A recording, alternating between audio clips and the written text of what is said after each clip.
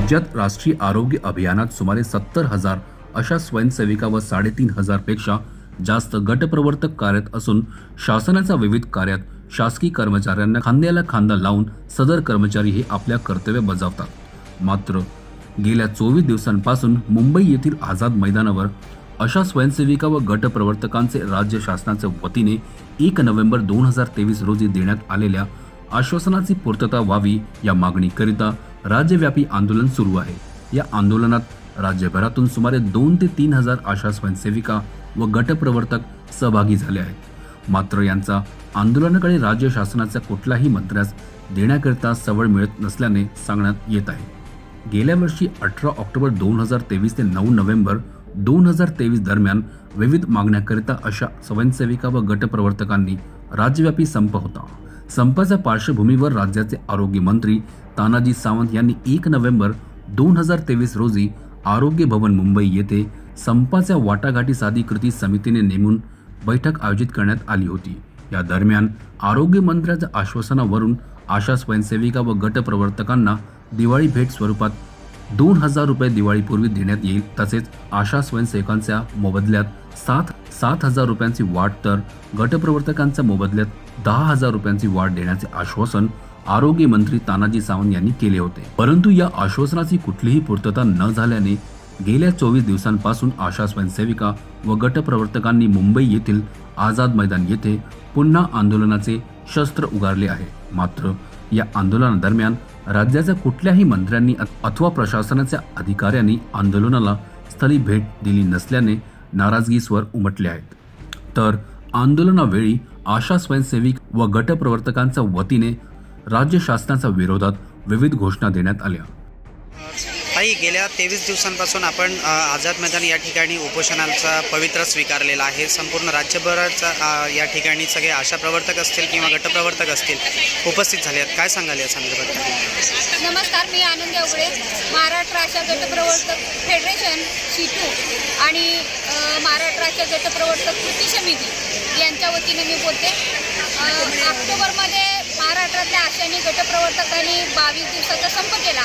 या संपाच्या दरम्यान सरकारनं आशांनी गटप्रवर्तकांना आश्वासन दिलं होतं की आशांचं मानधन आम्ही 7,000 रुपये वाढवतो, गटप्रवर्तकांचं मानधन आम्ही 10,000 रुपये वाढवतो। फक्त ही जी घोषणा केली त्याचा DR सरकारनं काढलेला नाही आणि म्हणून पुन्हा एकदा आम्ही 3 महिने वाट बघितली आणि पुन्हा एकदा आम्ही 12 जानेवारीपासून बेमुदत संपावर महाराष्ट्रातल्या सगळ्या आशांनी गटप्रवर्तक गेले। संप सुरू होऊन 1 महिना होत आला तरी सरकारनं आमचा DR काढला नाही आणि म्हणून मग हे आंदोलन आहे आम्ही ते 9 फेब्रुवारीपासून आझाद मैदान मुंबई म्हणजे 2 दिवस ठाण्याला केलं आणि त्यानंतर 11 तारखेपासून आझाद मैदान मुंबई हे आंदोलन सुरू आहे। या आंदोलनाच्या दरम्यान आम्हाला कुणी सरकारचे प्रतिनिधी स्वतः आले भेटायला आले नाहीत, आम्हालाही बोलवलं नाही। फक्त एकदाच प्रधान सचिव यांनी फक्त आमची भेट घेतली आणि त्यांनी आम्हाला सांगितलं होतं की मुख्यमंत्री तुमच्या मागण्याबद्दल सकारात्मक आहेत। मुख्य सचिवांच्याकडे ती जबाबदारी दिली होती त्यांचा बजेट तयार करण्याची, पण त्याप्रमाणे सचिवांनी सांगितल्याप्रमाणे 3 कॅबिनेट झाल्या। त्या 3ही कॅबिनेटमध्ये हा आशांचा DR आहे तो निघाला नाही आणि त्यामुळे मग आम्हाला पुढं सुद्धा हे आंदोलन चालू ठेवावं लागलेलं आहे। आज 23 दिवस झाले हे आंदोलन चालू आहे। सरकारनं अजून DR काढलेलं नाही। जोपर्यंत सरकार DR काढत नाही तोपर्यंत हे आंदोलन चालू ठेवणार आहे।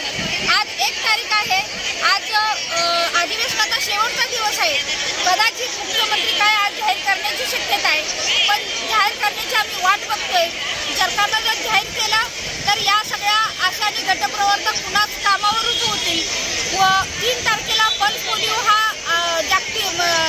देशव्यापी राष्ट्रीय प्रोग्राम आहे। या पल्स पोलिओच्या निमित्तानं आशांच्यावर आणि गटप्रवर्तकांच्या मोठं दडपण येत आहे की या मोहीममध्ये तुम्ही राष्ट्रीय मोहीम असल्यामुळं तुम्ही या मोहीममध्ये सहभागी व्हायला पाहिजे।